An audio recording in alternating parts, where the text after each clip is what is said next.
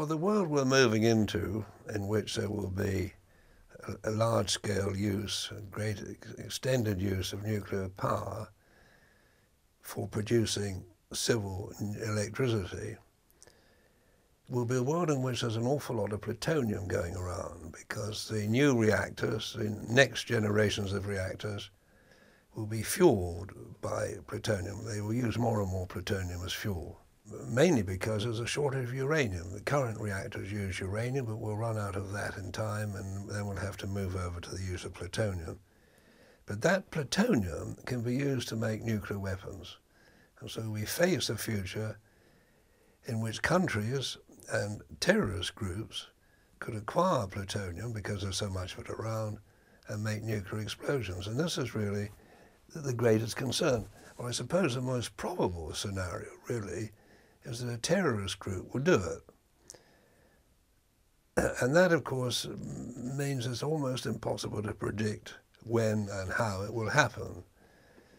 Because if a terrorist group could get hold of plutonium and make a nuclear weapon, which a reasonably large terrorist group with significant resources could do, they may decide to set it off in the middle of a city. In fact, they probably would if they wanted to make a point.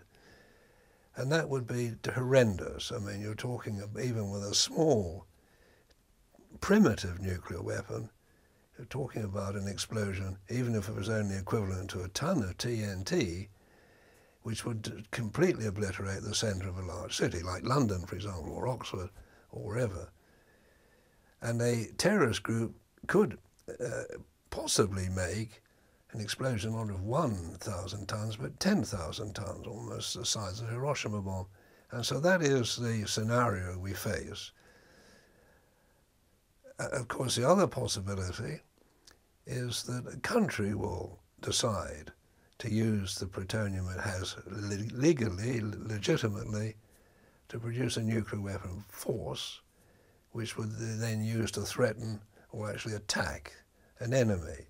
So those are the two scenarios that are really quite awful to foresee. And it's this spread of peaceful nuclear energy which gives rise to these nightmare scenarios involving terrorists and countries getting nuclear weapons. There's no question that modern nuclear reactors are safer than the old ones. They're becoming safer all the time.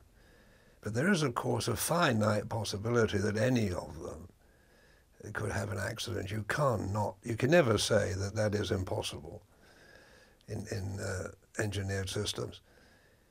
And any accident with a modern nuclear power station could be catastrophic. And so even if there was only a small chance of this catastrophe is happening, many people would regard that small probability as unacceptable.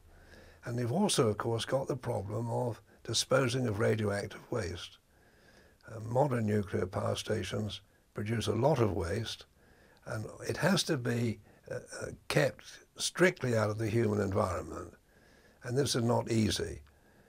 What do you do with it? If you bury it deep, then there's often the possibility of it wandering away from where it's disposed of and getting into the human chain somehow, the food chain. And so the safety of nuclear power stations and the safe disposal of radioactive waste are serious issues, no question about that. Well, yes, the question is what will happen in the nuclear age? Well, I'm personally pessimistic because I think I have a pessimistic personality. So I really expect the worst to happen. I think there will be nuclear weapons used, probably by terrorists in the first instance, but also possibly in war. And of course, in the unstable regions, when you think of the Middle East, for example, if countries there get them, then there's obviously a high possibility of them being used. And if they're constrained to the more developed countries, in Europe, for example, it's hard to imagine a nuclear war these days in Europe, but it is certainly possible to imagine one in the Middle East. Well, it could, of course, escalate from a conventional war. One country attacks another with conventional weapons, And rather than accept defeat, one side or the other will escalate it to a nuclear exchange. And this is really the problem with nuclear weapons, because they are so destructive that people believe that having them gives them an added advantage over any possible enemy.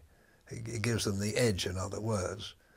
And that is quite dangerous, because if a war comes, rather than be defeated, a country with nuclear weapons could use them. I mean, if Israel, for example, felt themselves being pushed into the sea, then rather than accept defeat, they may decide to use a formidable nuclear arsenal. That is a certain possibility. Well, Pakistan into another possible scenario, because it's an unstable region, obviously. There's very strong feelings on each side, and if a war occurred there, it could start off with a conventional war, and if one side began to be defeated in this perception, then it may escalate to a nuclear war. I can see that happening. It's the same thing, of course, possible on the Korean Peninsula. North and South Korea could become bitter enemies, and a war there could escalate. And of course this could bring in Japan. So that region, the Asian Pacific region, is a possible flashpoint. We just can't say what will happen in the distant future there. So all of these scenarios, North Korea, Korea, the Middle East, and India, Pakistan, just demonstrate how unstable the situation is and how easily it could be to escalate from conventional to nuclear. So we live in a dangerous world. The nuclear world is a dangerous world.